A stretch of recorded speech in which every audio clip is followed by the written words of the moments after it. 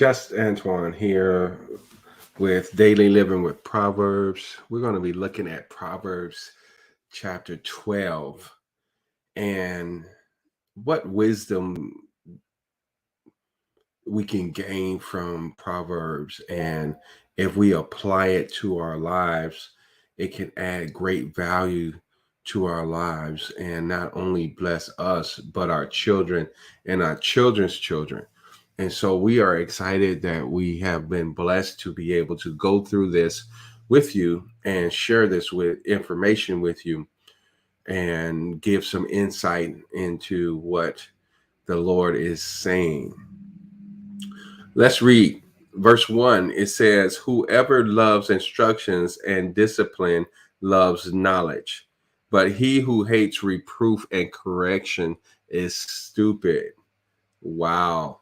And so we have to get to the place where we invite correction, we invite discipline and instruction, right? Because we want to know better, we want to grow. And I had found myself not wanting that sometimes, and depending on the source, who was giving it. And I had to ask myself, what is your problem, Antoine? You don't like correction, you don't like instruction. What's going on with you? And so um, when you are aware of what you're doing, then you can start making changes. And so I thank God for the awareness that He gives so that you can really start making changes if you desire to get better. Verse 2 says, "A good man will obtain favor from the Lord, but he will condemn a man who devises evil." Okay, so the Lord will grant you favor, and favor from the Lord is so rich, right? Because we don't always know what we need or when we need to be protected from certain things, but He does, and so He grants that favor to us in so many different ways, and it's just not fair. But it's a great thing. It's a great thing. Verse 3, a man will not be established by wickedness, but the root of the consistently righteous will not be moved. And so God says, I'm going to plant you. I'm going to plant you. You won't be uprooted. You won't be moved by things that's happening in society if you're walking uprightly before me. A constant righteous living will pay off and reward you. So when the world is going uh, in the wrong direction, which it tends to do, we can have sure footing. We can be unmovable and always abounding in the work of the Lord. So that's a blessing. Let's go on to the next verse.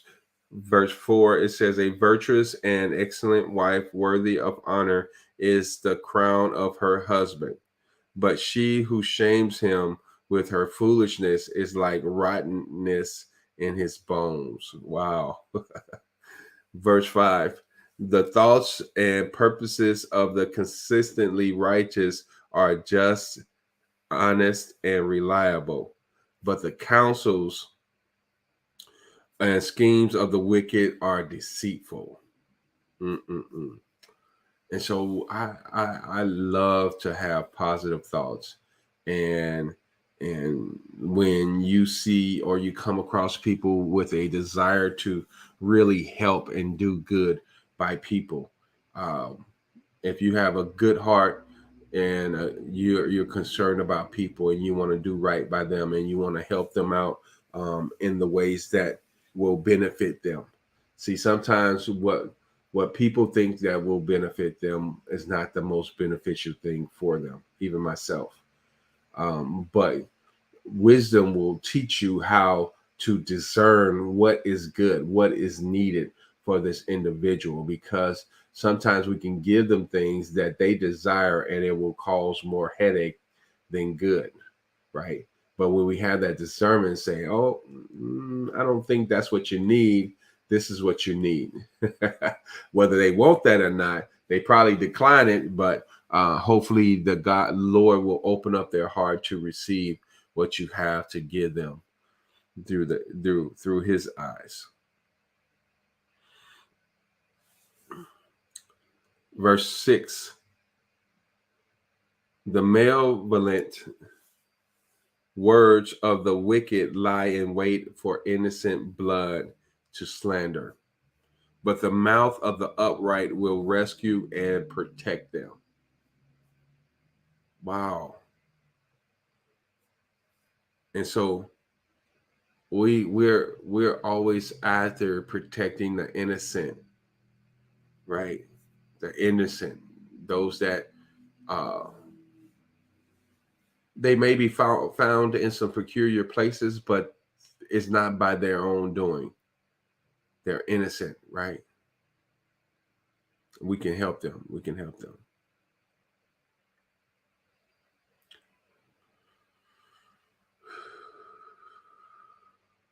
Verse 7: the wicked are overthrown by their evil and are no more, but the house of the consistently righteous will stand securely. Verse 8: a man will be condemned according to his insight and sound judgment, but the one who is of a perverse mind will be despised. And so when you operate in wisdom, and it will just protect you, it will shield you, it will stabilize you, right? You don't have to run after everything. You don't have to be worried about this, that, and the other. You can just be sure and confident and resilient in things that go on in your life.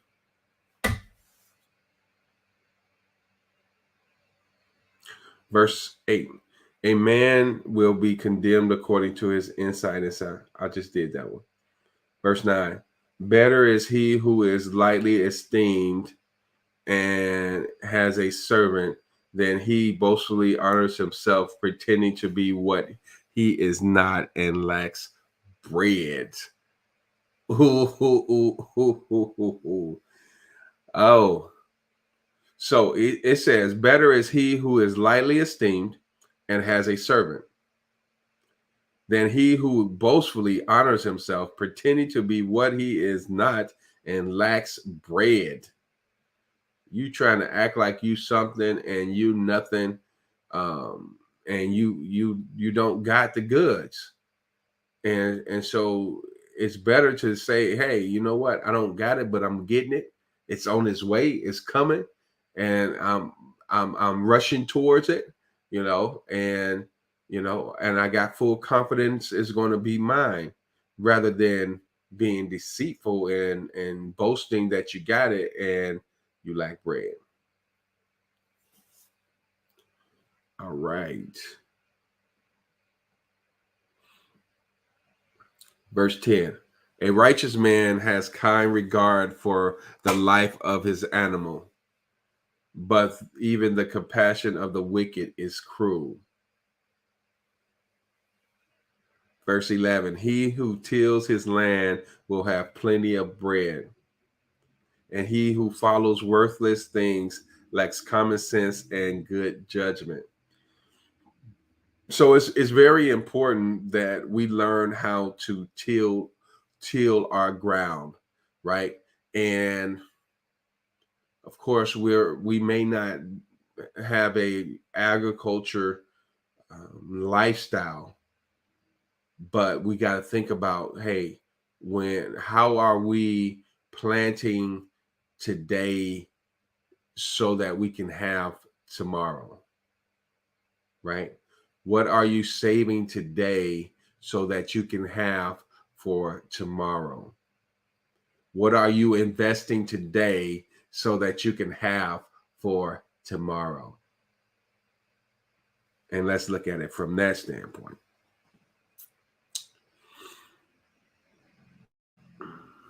Verse 12, it says, the wicked desires the plunder of evil men, but the root of the righteous yields richer fruit.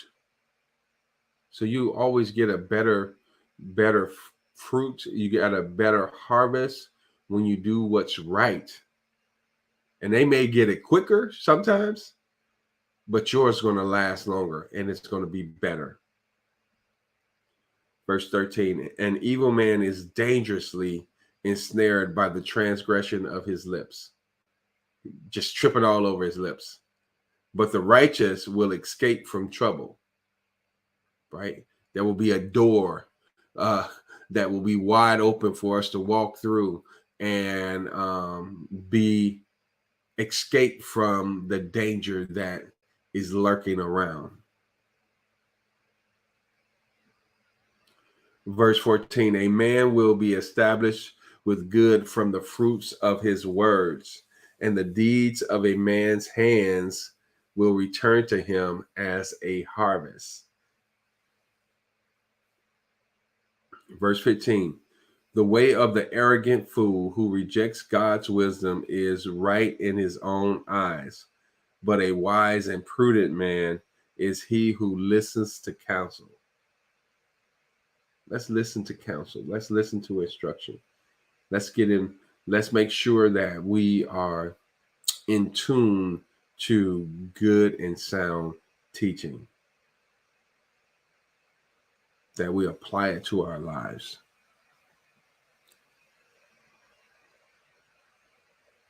Verse 16, an arrogant fool's anger is quickly known because he lacks self-control and common sense. But the prudent man ignores an insult. Isn't that nice when you can ignore an insult and you can have pity on the person who's insulting? You know, one of my daily declarations is I walk in love because I am love.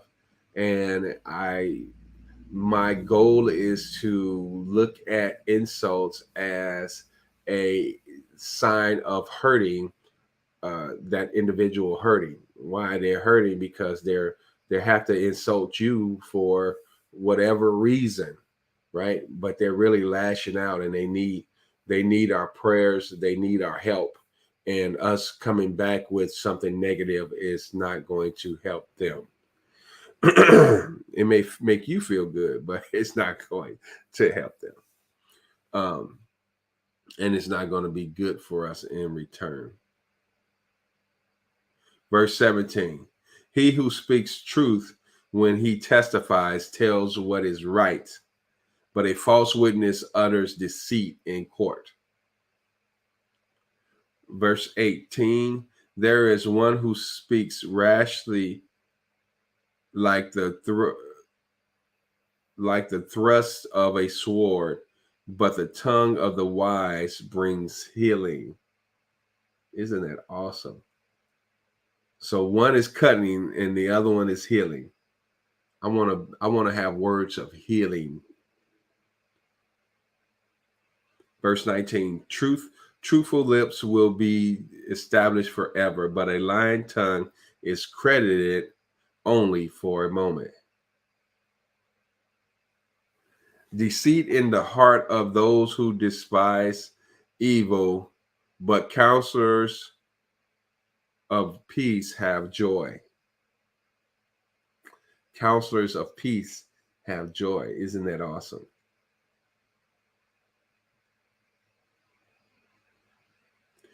Verse 21, no harm befalls the righteous, but the wicked are filled with trouble. No harm falls the righteous. And so God protects us. And even when he allows things that we feel that is harming us, he says, no, that's for your good. That's designed to help you out. Verse 22, lying lips are extremely disgusting to the Lord, but those who deal faithfully are his delight.